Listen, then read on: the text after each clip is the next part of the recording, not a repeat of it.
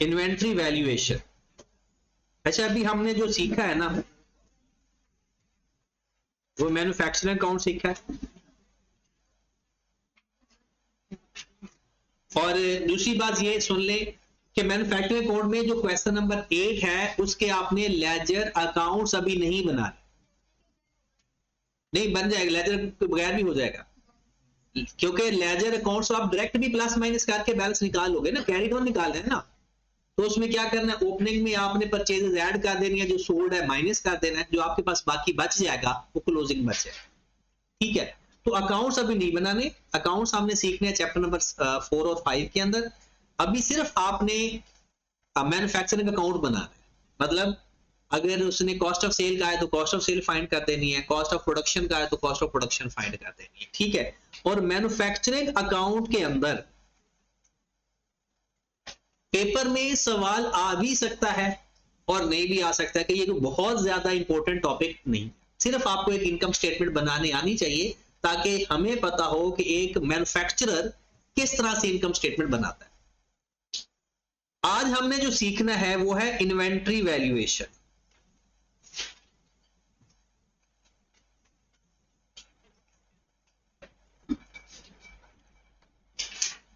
Inventory valuation, ये दोनों सवाल जो हमारे 7वां और 8वां है वो कल मैं आपको जरूर करवाऊंगा। एक दफा जो नए लोग हैं वो एक दफा कर लेना ताकि मामला क्लियर हो जाए।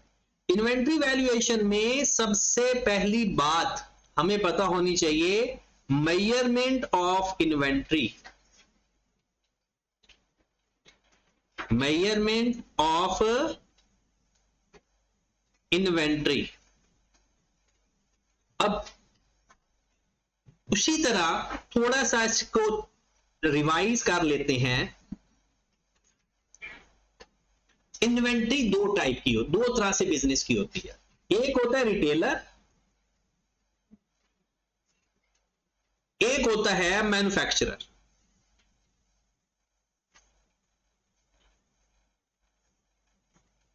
जो रिटेलर होता है वो बंदा है जो चीज को बनी बनाई खरीदता है, विदाउट मेजर मॉडिफिकेशन आगे बेच देता है। मतलब जो खरीदेगा जिस हालत में, ऑलमोस्ट उसी हालत में बेच देगा।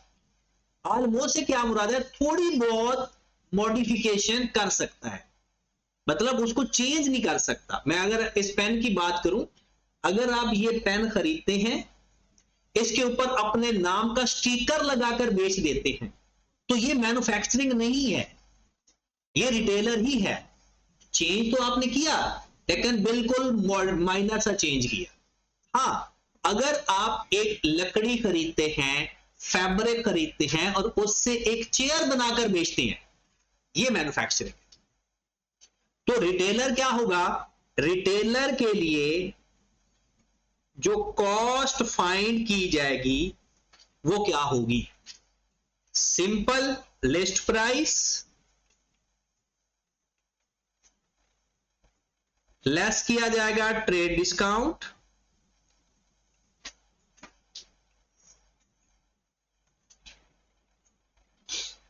और अगर कैश डिस्काउंट होगा और एक्सपेक्टेड टू अवेल होगा तो माइनस होगा या नहीं। अगर कैश डिस्काउंट हुआ, एक्सपेक्टेड टू अवेल हुआ, तो परचेज के केस में माइनस नहीं होता, सेल के केस में माइनस हो जाता है। परचेज के केस में एक्सपेक्टेड लेवल पर माइनस नहीं होना अनटिल एंड अनलेस के अवेल ना कर। सेल के केस में एक्सपेक्टेड टू अवेल में माइनस हो जाता है, परचेज के केस में एक्सपेक्टेशन पे माइनस, क्योंकि प्रूडेंस कॉन्सेप्ट है और ये हमारा एक्सपेंस है। Less trade discount, add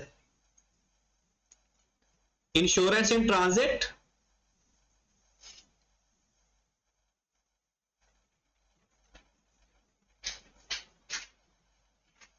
carriage in, LC charges, non refundable taxes,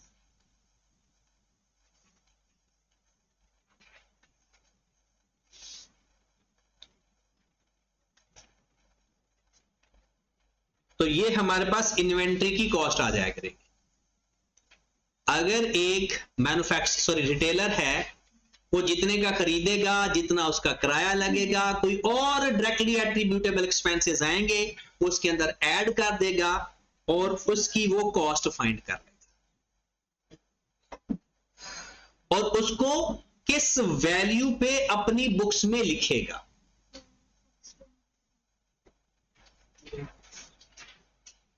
initially at cost, subsequently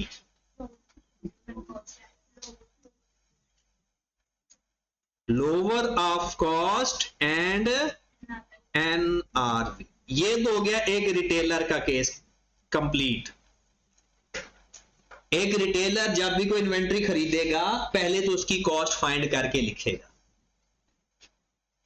जब फर्स्ट टाइम एंट्री पास करेगा, परचेज, डेबिट, कैश, क्रेडिट, तो वो इस अमाउंट से करेगा।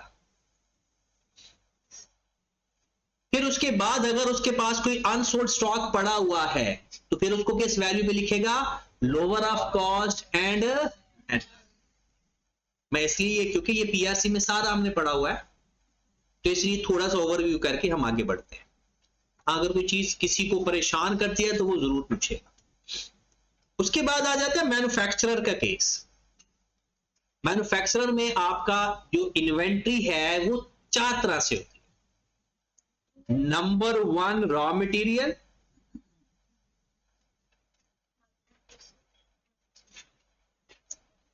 Number 2 other supplies, packing material. आपने देखा होगा सवाल नंबर 7 या 8 में, पैकिंग मटेरियल, सप्लाईज, टूल्स, ये जो चीजें होती है ना इन्वेंट्री से लिंक्ड होती हैं, जो वो भी इन्वेंट्री के मीनिंग में ही आती है। Work in process, finished goods.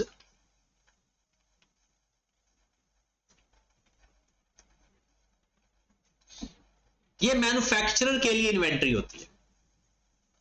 और मैन्युफैक्चरर कॉस्ट कैसे फाइंड करता है? मैन्युफैक्चरिंग अकाउंट बनता है, पूरा मैन्युफैक्चरिंग अकाउंट बनेगा, फिर उसके बाद उसकी कॉस्ट फाइंड हो जाएगी, जिसे हम कहते हैं कॉस्ट ऑफ गुड्स मैन्युफैक्चर्ड। वो ये वाली वैल्यू जो यहां पर है, वो वही वैल्यू मैन्युफैक्चरिंग अकाउंट से आती है। ओके होगी बात? अब हम जो सीखने जा रहे हैं आज, तो हम थोड़ा सा सीखते हैं एनआरवी का कॉन्सेप्ट और उसके कुछ क्वेश्चन करते हैं, साथ हम चले जाते हैं फाइफो और वेटेड एवरेज पे, वो भी आज खत्म कर देते हैं। और फाइफो बहुत कम पेपर में आता है, वेटेड एवरेज ही ज्यादातर आता है, और उसका तरीकाकार भी मैंने चेंज कर देना है। जो पीआरसी में हमने पढ़ा है उससे थोड़ा शॉर्ट करना है। हाँ जी, तो सबसे पहले एनआरवी कॉन्सेप्ट पे आते हैं। चाहे मैन्युफैक्चरर की इन्वेंट्री है, चाहे रिटेलर की इन्वेंट्री है, जो सब्सिक्वेंटली लिखनी है ना हमने, वो लिखनी है लोअर ऑफ कॉस्ट एंड। तो इन्वेंट्री मेजर्ड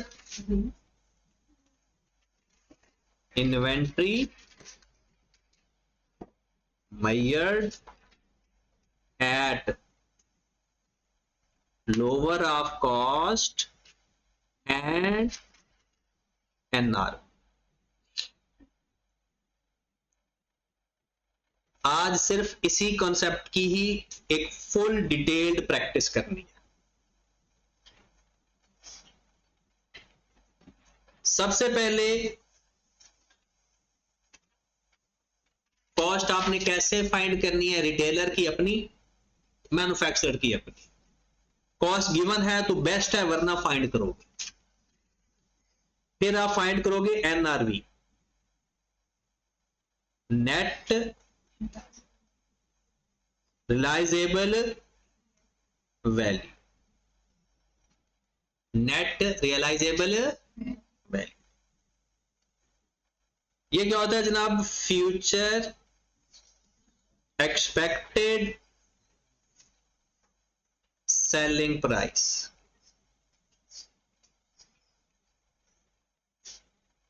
माइनस कर देंगे एक्सपेक्टेड सेलिंग कॉस्ट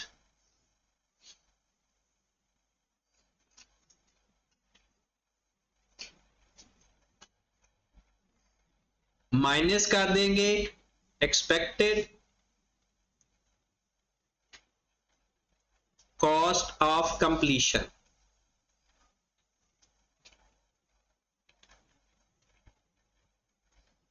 ये हमारे पास एनआरवी आ जाएगा। सबसे पहले हमारा स्टॉक जो पड़ा हुआ है वो बिकेगा कितने का, माइनस उसको बेचने पे खर्चा कितना आएगा। अगर कोई बंदा चाहता है कि इसे एक वर्ड के अंदर हम इसको डिफाइन कर दें तो फ्यूचर में नेट सेलिंग प्राइस, फ्यूचर के अंदर नेट सेलिंग प्राइस। नेट क्यों? क्योंकि ये खर्चा माइनस करने के बाद। अब एक्सप्लेन करते हैं इसको मजीद।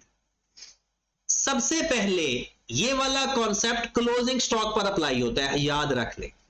क्लोजिंग स्टॉक जो आपके पास अनसोल्ड पड़ा हुआ है, याद रखें जो स्टॉक बिक गया है ना उसके ऊपर ये कॉन्सेप्ट अप्लाई नहीं होता। जो आपके पास मौजूद है उसके ऊपर ये कॉन्सेप्ट अप्लाई हो। NRV, lower of cost and NRV का नंबर 1। नंबर 2, अगर आपके पास एक ही स्टॉक के नेट सेलिंग प्राइस की 2 ऑप्शन है, एज्यूम करते हैं हमारे पास एक यूनिट है,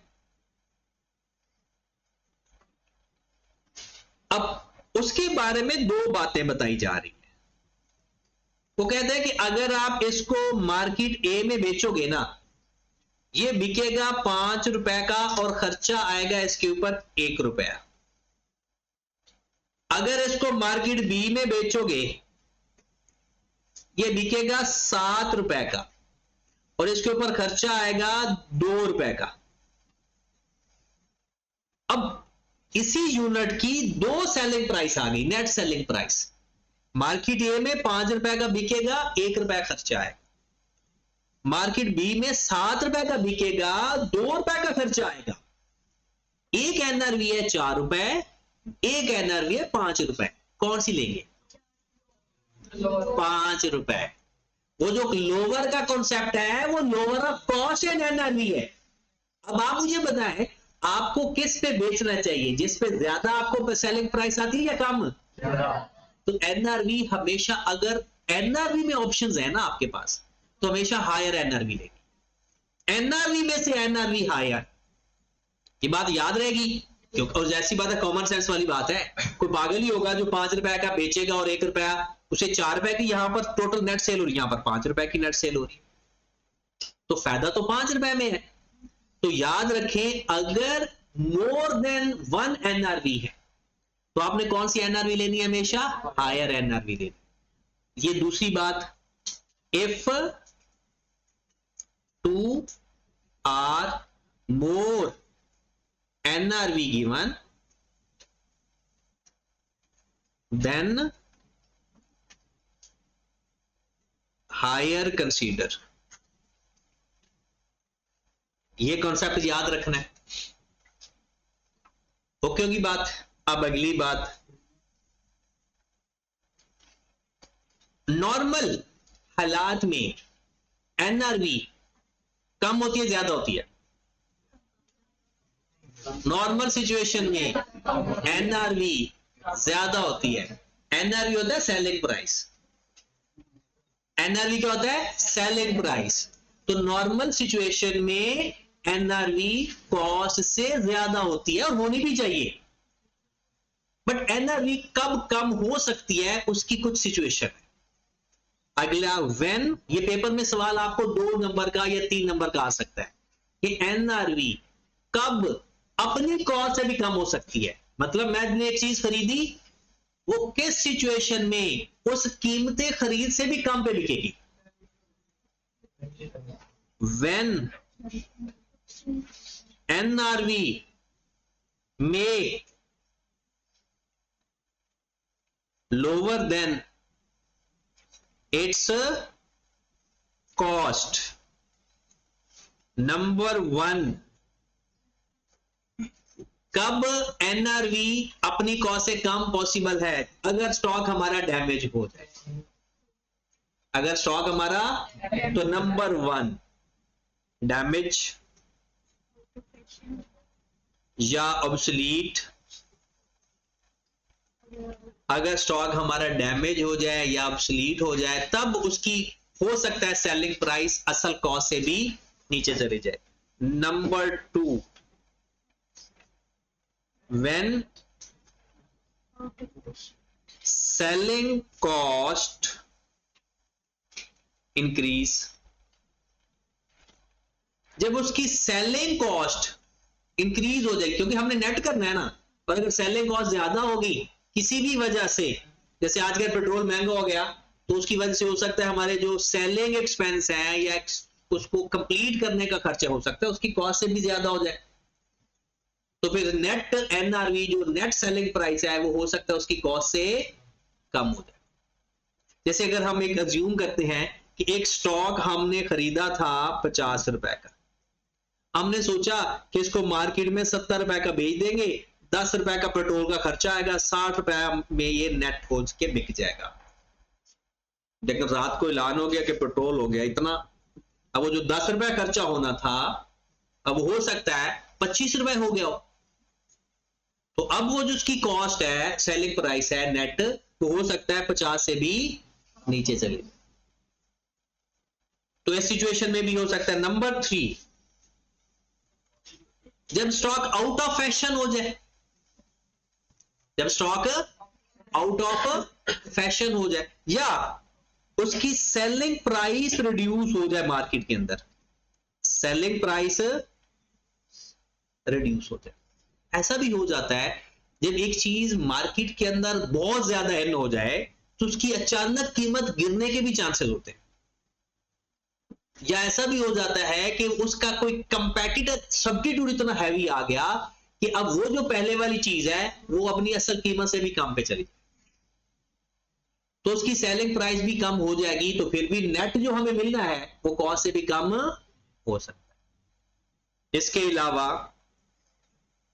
कोई मार्केट के अंदर कंपेटिटर आ गया, कंपटीशन बढ़ गया, जब मार्केट के अंदर कंपटीशन बढ़ता है ना, तो कभी कभी ऐसा होता है कि सेलिंग प्राइस से भी कॉस्ट से भी कम कीमत पर बेचने की जरूरत पड़ जाती है।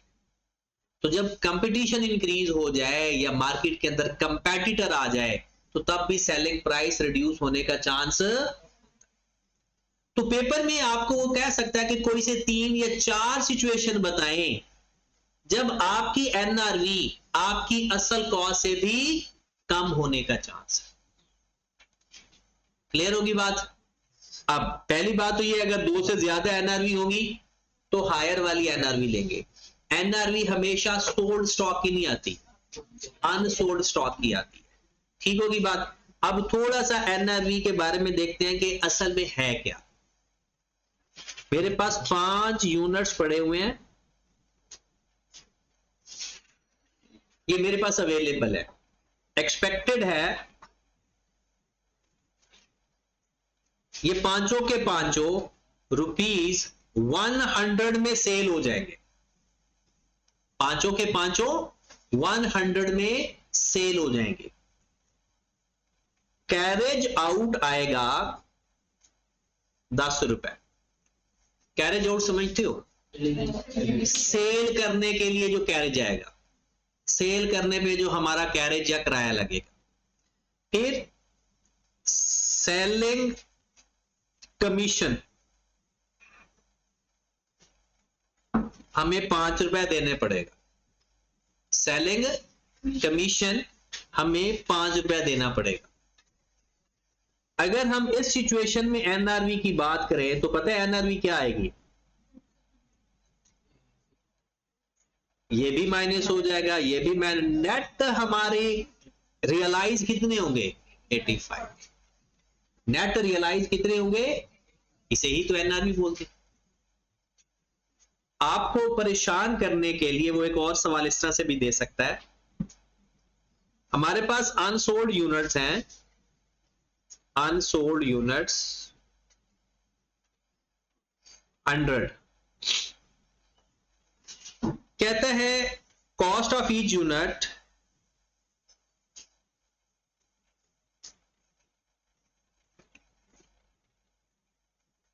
₹20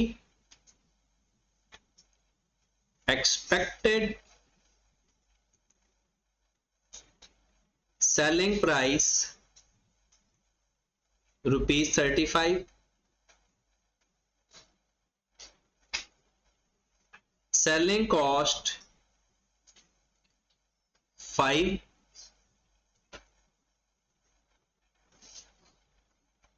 on investigation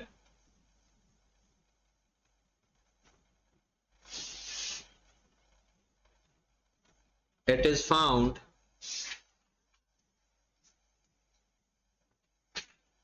20 units are damaged. 20 units are damaged and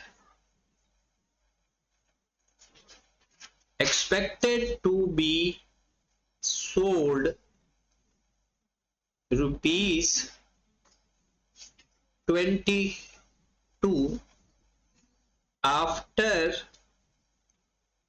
repair cost ₹7. Find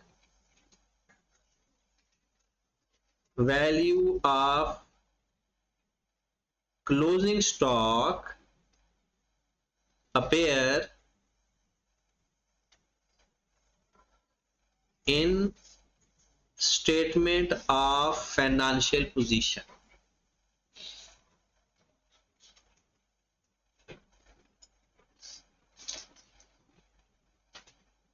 आपके पास 100 यूनिट पड़ा हुआ है, हर यूनिट की कीमत 20 रुपए है, फ्यूचर में 35 रुपए का आपने बेचना है, 5 रुपए का उसके ऊपर सेलिंग कॉस्ट है हर यूनिट के ऊपर।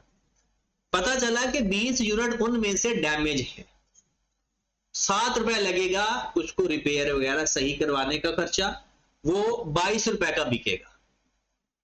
क्या वो बिक गया है या हमारे पास है? बिकेगा, ये हमारे पास ही मौजूद है, बिका नहीं है, एक्सपेक्टेड टू बी सोल्ड है। और हमने ये देखना है कि उसकी वैल्यू क्या लिखे। IS2 क्या कहता है? हम स्टैंडर्ड कहता है lower of cost and NRV, lower of cost and NRV। तो अगर हम lower of cost and NRV वाली साइड पे जाते हैं तो यहां पर तरीकाकार वही रखना है। वर्किंग के अंदर आपने यहां पर लिख लेने हैं यूनिट्स, यहां पर लिख लेना है कॉस्ट, टोटल है तो टोटल लिख लेना, पर यूनिट है तो पर यूनिट लिख लेना। फिर उसके बाद आपने लिखना है selling price, selling cost, cost of completion, NRV और क्लोजिंग स्टॉक। ये आपके कॉलम बना करेंगे। आप चाहो तो इन तीनों को वर्किंग में करके सिर्फ NRV का कॉलम बना लो, या सारा कुछ इधर ही कर दिया करो वर्किंग के अंदर। Units, cost per unit, selling price, selling cost, cost of completion और क्लोजिंग स्टॉक। आपके पास टोटल 100 यूनिट है। अगर तो दोनों एक जैसी कीमत पे बिक जाएंगे तो उसको अलग करने की जरूरत नहीं, बट अगर उनकी नेट सेलिंग प्राइस चेंज है तो सेपरेटली कर देना, क्योंकि NRV का कॉन्सेप्ट हमेशा सेपरेटली अप्लाई होता है। अब हमने क्या करना है, 80 यूनिट अलग कर दिए, 20 यूनिट अलग कर दिए। हर यूनिट की कॉस्ट है 20 रुपए। जो 80 यूनिट है ये 35 रुपए का बिकेगा, और जो 20 यूनिट है ये 22 रुपए का बिकेगा। 5 रुपया सेलिंग कॉस्ट आ रही है, 5 रुपए क्या आ रही है? सेलिंग कॉस्ट आ रही है। कमीशन हो सकता है, कोई ट्रांसफर फी हो सकती है, कोई टैक्स वगैरह हो सकता है सेल करने के ऊपर। कॉस्ट ऑफ कंप्लीशन हमेशा तब आता है जब कोई स्टॉक डैमेज हो जाए, वो कॉस्ट ऑफ कंप्लीशन। अब 80 यूनिट तो गुड कंडीशन में है, उसकी कोई कॉस्ट ऑफ, और जो 20 यूनिट है वो डैमेज हुए हैं, उसकी कॉस्ट ऑफ कंप्लीशन भी। अब आपके पास आ जाएगी एनआरवी। एनआरवी का फार्मूला क्या है? Expected selling price minus selling cost या कॉस्ट ऑफ कंप्लीशन। याद रखें, सेलिंग कॉस्ट और कॉस्ट ऑफ कंप्लीशन, इसके अलावा अगर कोई खर्चा आएगा ना, जैसे वो कहता है जी कॉस्ट ऑफ रिकवरी, मतलब एक बंदा क्रेडिट सेल हम करते हैं, उसकी कॉस्ट ऑफ रिकवरी, वो cost of recovery selling expense नहीं है। सेलिंग एक्सपेंस वो होते हैं जो सेल करने पे आते। तो पहला क्या आ जाएगा एनआरवी? पहले की एनआरवी कितनी आएगी? 30। दूसरे की एनआरवी क्या आएगी? 10।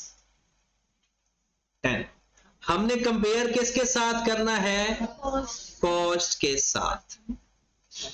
तो जो 80 यूनिट है वो 20 रुपए के हिसाब से रिकॉर्ड हो गई या 30 रुपए के हिसाब? लोअर ऑफ कॉस्ट, तो 20 से मल्टीप्लाई कर देंगे 16। 20 यूनिट की कॉस्ट 20 रुपए है और उसकी एनआरवी 10 रुपए है, किससे मल्टीप्लाई करूंगा? 10 से। तो कितना आ जाएगा? तो ये आप लोगों का क्लोजिंग स्टॉक आएगा, जो आप लोगों ने कहां लिखना है जाकर? S2FP। और ये पेपर में 10 नंबर का सवाल आ रहा है, मतलब इसमें और चीजें ऐड होंगी। मतलब अभी तो हमने सिर्फ एक यूनिट लिया, वो ABCD करके 3 टाइप के स्टॉक दे देगा आपको, और क्या क्या बताओ क्लोजिंग स्टॉक कौन सा स्टेटमेंट ऑफ फाइनेंशियल पोजीशन में जाएगा। हर स्टॉक की कॉस्ट फाइंड करेंगे, एनआरवी फाइंड करेंगे, और lower of cost and NRV पे रिकॉर्ड करते। क्लियर होगी बात?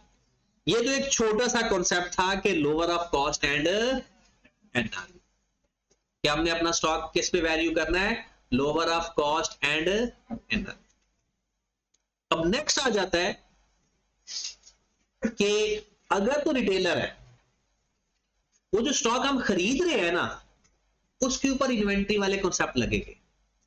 और अगर तो मैन्युफैक्चरर है, उसके सारे स्टॉक के ऊपर अप्लाई होता है, फिनिश गुड्स के ऊपर होता है, रॉ मटेरियल के ऊपर होता है, वर्क इन प्रोसेस के ऊपर होता है। लेकिन एक कॉन्सेप्ट हमने सीखा था, लेकिन वो आगे अप्लाई नहीं होता, वो पीआरसी में दम तोड़ जाता है कि अगर क्लोजिंग स्टॉक की एनआरवी कम है तो फिर हमने सारे lower of cost and NRV करना है, वरना नहीं करना। बट ये सिर्फ पीआरसी की हद तक रहता है, आगे नॉर्मल सवाल होते हैं, lower of cost and NRV पर ही काम चलता है। ठीक होगी बात? अब रिकॉर्डिंग ऑफ इन्वेंट्री,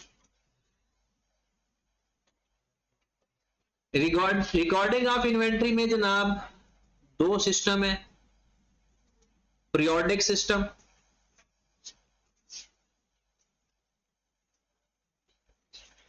ये हमने नहीं पढ़ना, थोड़ा सा मैं इसके बारे में बता दूंगा जरूर कि डायरेक्ट अगर सवाल आ जाए, पढ़ना हमने नहीं है, सिर्फ अप्लाई करना है। परपेचुअल सिस्टम ही होता है यहां।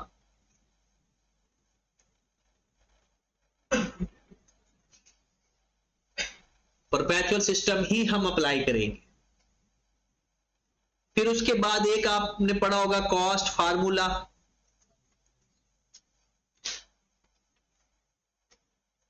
हाँ जी, कॉस्ट फार्मूला क्या होता है? स्पेसिफिक आइडेंटिफाइड फार्मूला इस्तेमाल होता है अगर इंटरचेंजेबल गुड्स हो तो। नॉट इंटरचेंजेबल गुड्स, अगर इंटरचेंजेबल गुड्स हो तो फिर कौन सा फार्मूला लगता है? FIFO और वेटेड एवरेज। कहते हैं अगर साइलेंट सिचुएशन हो तो आप FIFO लगा सकते हैं, बट अगर आप चाहो तो वेटेड एवरेज भी लगा सकते हो, जो आपको आसान लगे। कहते हैं कि अगर साइलेंट सिचुएशन हो तो ICAP most of the cases FIFO को प्रेफर करता है। ये बुक में लिखा भी हुआ है, हमारी बुक में लिखा भी हुआ है बतौर के FIFO इस्तेमाल कर लेना बेहतर होता है। बट अगर आप वेटेड एवरेज इस्तेमाल कर लोगे तो नीचे नोट देकर लिख देना कि क्योंकि साइलेंट था तो मैंने कॉस्ट फार्मूला कौन सा लगाया? Weighted average. जो आपको आसान लगेगा आपने वो अप्लाई कर दे। क्योंकि बात तो हम अभी जो पढ़ने जा रहे हैं वो परपेचुअल सिस्टम, और परपेचुअल सिस्टम में वेटेड एवरेज, ये सीखते हैं। और साथ इसकी जर्नल एंट्रीज तो मैंने आपको सिखा दी थी, दोबारा एक दफा मैं बता देता हूं। जर्नल एंट्री सीखते हैं, फिर उसके बाद इस पे आते हैं, क्योंकि इसके बाद फिर हमने डायरेक्ट क्वेश्चन पे चले जाना है। तो जर्नल एंट्री सीख लेते हैं, लेकिन जो नए लोग हैं चलो वो जर्नल एंट्री को भी देख ले। ये जर्नल एंट्री रिटेलर के हिसाब से होगी तो डायरेक्ट परचेज वाली बात है, और अगर मैन्युफैक्चरर की बात है तो ये मटेरियल की एंट्री है। मैन्युफैक्चरर के केस में मैं आपको मटेरियल की एंट्रीज करवाने लगा हूं मैन्युफैक्चरर के केस में। तो सबसे पहली एंट्री जनाब, जब रॉ मटेरियल खरीदा जाएगा तो क्या एंट्री पास की? नंबर 1,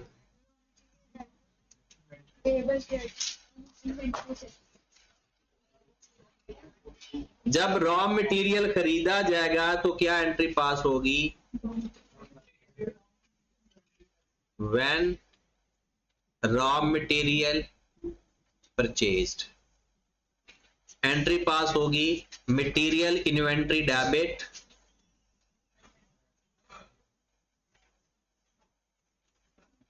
बैंक या कैश क्रेडिट,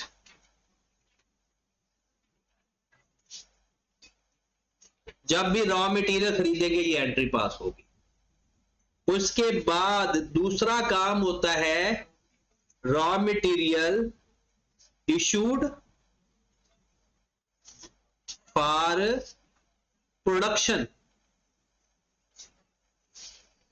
मतलब क्या है? स्टोर से प्रोडक्शन में कन्वर्ट करने जा रहे हैं, तो जितना रॉ मटेरियल प्रोडक्शन डिपार्टमेंट में चला जाएगा उसकी एंट्री क्या पास करें? उसकी एंट्री देख लें, work in process debit, factory overhead debit, material inventory credit. अब ये बात सिर्फ उन लोगों को समझ लगेगी जिन्होंने मैन्युफैक्चरिंग का लेक्चर पढ़ा। ये जो वर्क इन प्रोसेस डेबिट हो रहा है ये है डायरेक्ट मटेरियल, और अगर आपने कोई इनडायरेक्ट मटेरियल भी इशू किया है प्रोडक्शन डिपार्टमेंट को तो वो फैक्ट्री ओवरहेड में जाता है। फॉर्मेट में याद है ना, जो इनडायरेक्ट मटेरियल है वो फैक्ट्री ओवरहेड में जाता है। तो जितना मटेरियल डायरेक्ट होगा उसकी एंट्री पास होगी work in process to material inventory, और जो इनडायरेक्ट मटेरियल होगा अगर क्वेश्चन के अंदर स्पेसिफिकली बताया है तो इनडायरेक्ट मटेरियल की एंट्री पास करनी है, और अगर नहीं बताया तो नहीं एंट्री पास करनी। नंबर 3, अब जरा हमने मटेरियल खरीदा था 5 लाख का, क्या सारे का सारा मटेरियल प्रोडक्शन डिपार्टमेंट को इश्यू कर देंगे या जितना जरूरत होगी, जितना ऑर्डर मिला, जितनी जरूरत हुई वो हमने प्रोडक्शन डिपार्टमेंट को भेज दिया। अब प्रोडक्शन डिपार्टमेंट को अगर ज्यादा मटेरियल भेज दिया या कोई खराब मटेरियल चला गया, वो डायरेक्ट सप्लायर को नहीं भेजेगा, वो वापस आपको भेजेगा, स्टोर डिपार्टमेंट को भेजेगा, स्टॉक डिपार्टमेंट को भेजेगा। तो अगर वो वापस आ गई इन्वेंट्री स्टॉक के अंदर तो उसकी फिर एंट्री क्या बनेगी? मटेरियल इन्वेंट्री डेबिट हो जाएगी। अगर तो डायरेक्ट मटेरियल वापस आया तो वर्क इन प्रोसेस क्रेडिट होगा, और अगर इनडायरेक्ट मटेरियल वापस आया तो फैक्ट्री ओवरहेड डेबिट होगा। अगर डायरेक्ट मटेरियल वापस आया तो वर्क इन प्रोसेस, और अगर इनडायरेक्ट मटेरियल वापस आया तो फैक्ट्री। नंबर 4, अब हमारे पास वो मटेरियल आ गया, अब स्टोर में आ गया मटेरियल, हमने 2 बातें हो सकती है, या तो वो खराब होगा तो या तो सप्लायर को वापस कर देंगे या उसको स्क्रैप कर देंगे। अगर तो वेंडर को वापस भेज दिया, return to vendor, return to vendor. अगर सप्लायर को वापस भेज दिया तो account payable debit, material inventory credit.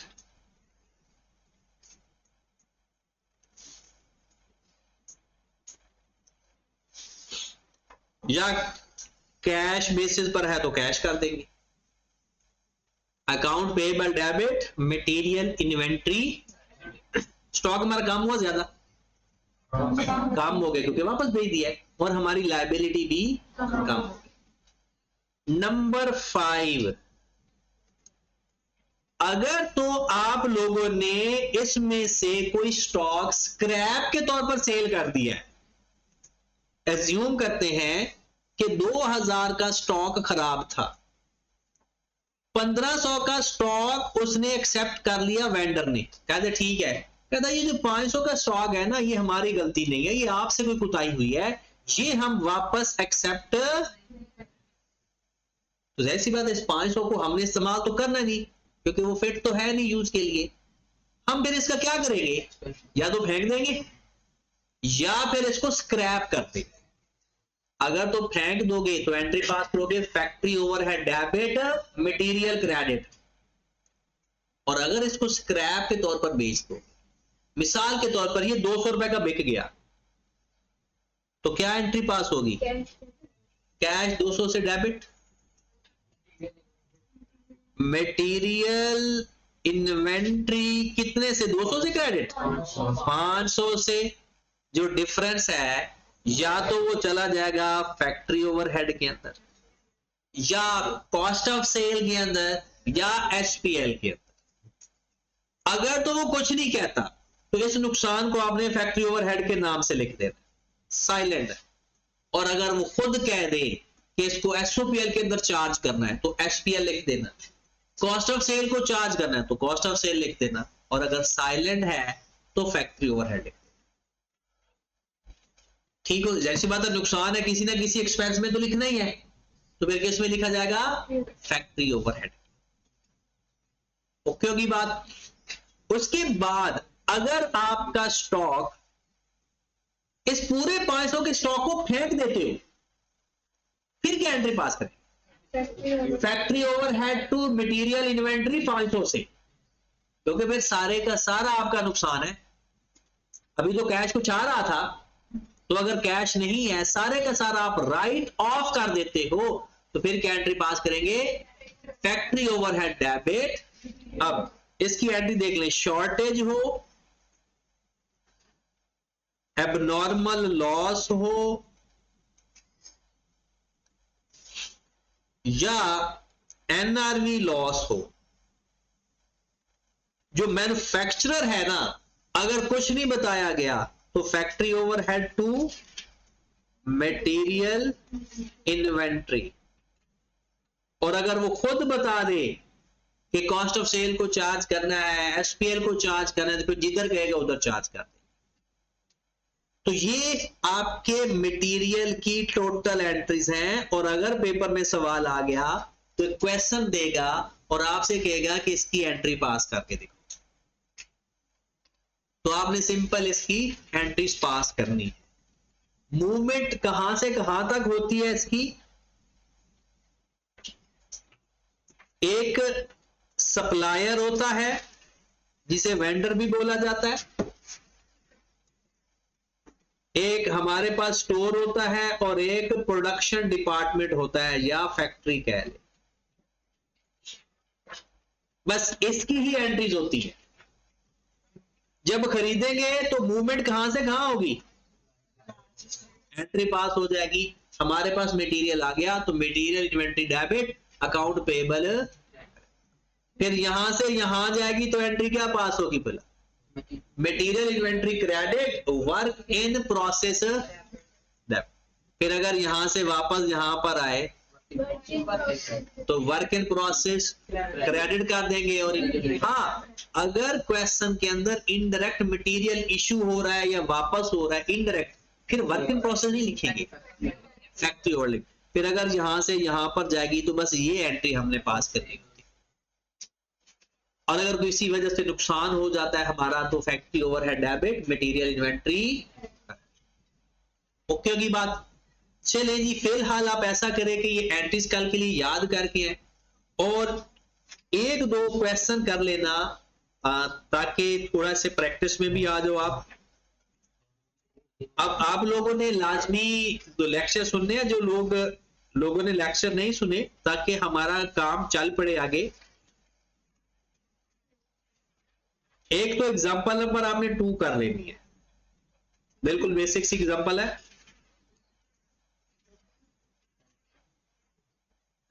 Basic example 2 करनी है आपने।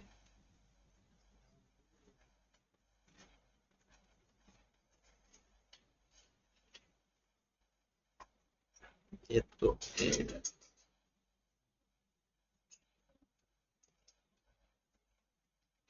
एग्जांपल नंबर 1 को भी रहने देना है।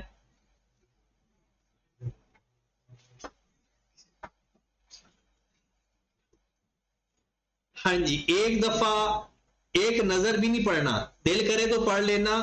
इन्वेंटरी की type raw material, work in process, finish goods, store, spares या लूज टूल। एग्जांपल गिवन होगी तो ऐसे ही था, फारिग बैठोगे तो ये पढ़ लेना। कॉस्ट ऑफ इन्वेंट्री में रॉ मटेरियल में क्या क्या ऐड होना है, वर्क इन प्रोसेस में ये भी एक नजर पढ़ लेना। क्वेश्चन नंबर 2 आपने कर लेना है, एग्जांपल नंबर 2। इसको भी हम पढ़ चुके हैं, इन्वेंट्री की valuation, lower of cost and NRV. ये 4 पॉइंट अपनी जिंदगी में ऐड कर लो, पेपर में 2 नंबर का पूछा जा सकता है। ये वो है कि इन्वेंट्री कब उसकी एनआरवी उसकी कॉस्ट से भी कम हो जाती है, जब इन्वेंट्री डैमेज हो जाए, ऑब्सोलीट हो जाए, उसकी सेलिंग प्राइस डिक्लाइन हो जाए, उसकी कॉस्ट ऑफ कंप्लीशन इंक्रीज हो जाए।